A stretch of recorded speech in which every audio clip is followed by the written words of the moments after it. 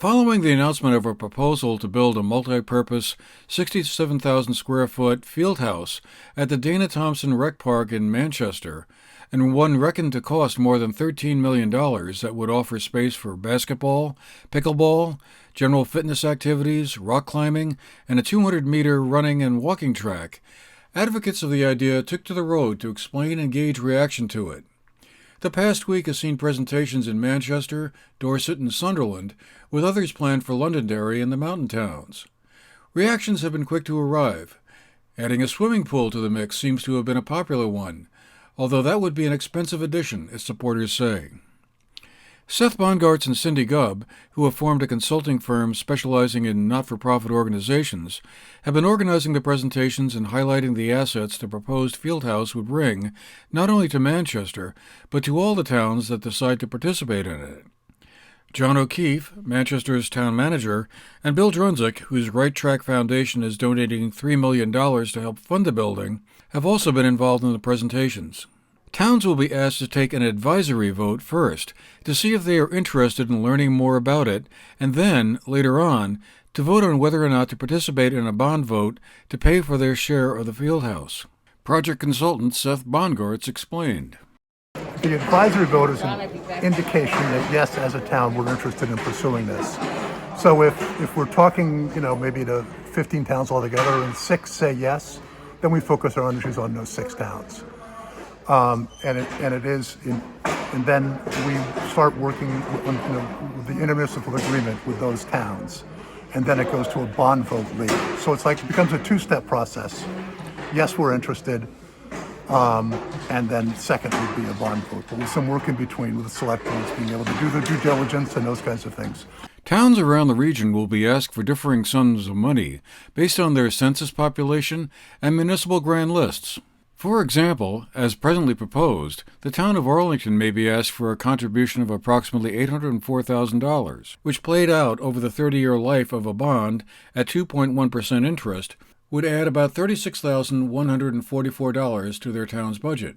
Dorset would be asked to pay in a little over $1.3 million, and Londonderry would be asked for $651,000. Manchester would be putting in about $3 million, and the town of Manchester would own the building. The presentations at Dorset and Sunderland were relatively lightly attended, although the reactions from the audience members seemed, on the whole, positive.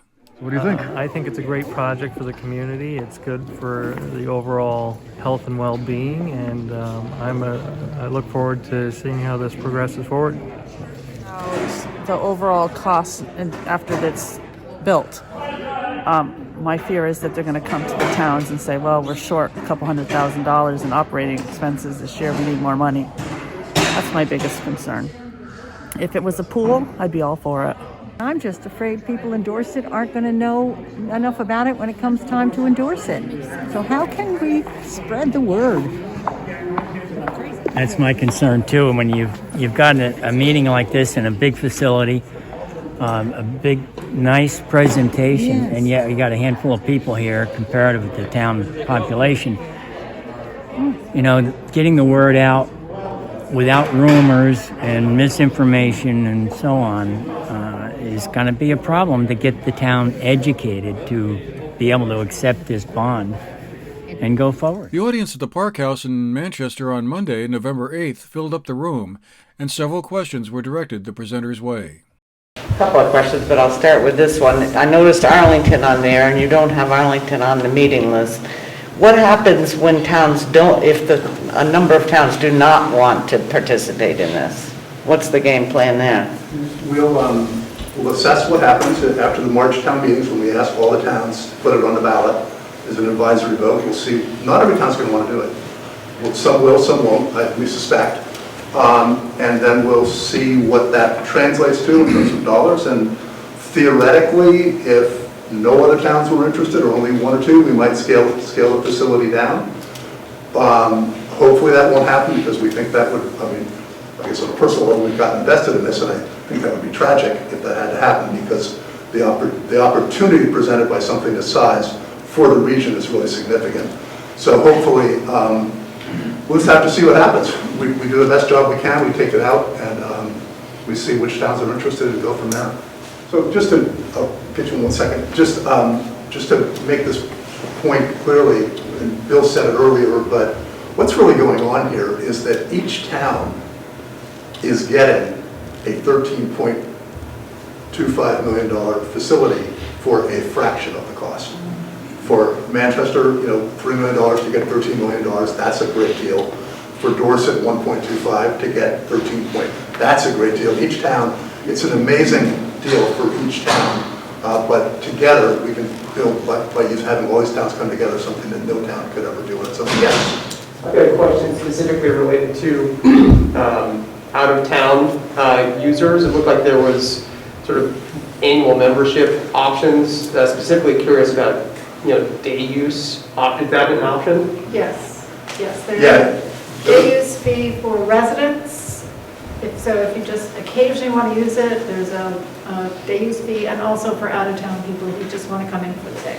Yeah, we're really excited about this. Chris and I, bought a place here in 2019.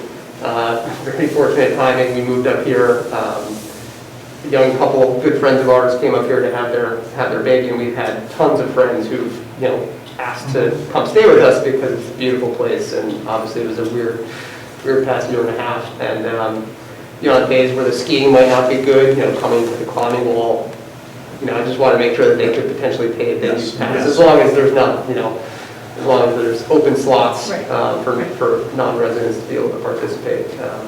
But yeah, this would be an incredible opportunity for the town.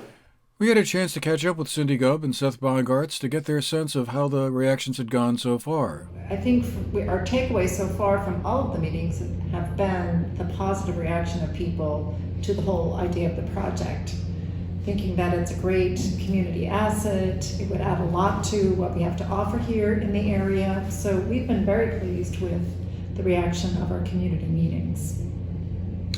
Now, do you think the people who come to attend those meetings are ones who are going to be supporters, and the ones who have reservations just don't show up, or mutter to themselves, or post something on Facebook, or? Well, it's interesting because some of the Facebook postings have been negative and have a few followers, and some of the Facebook posts have been positive with many more likes.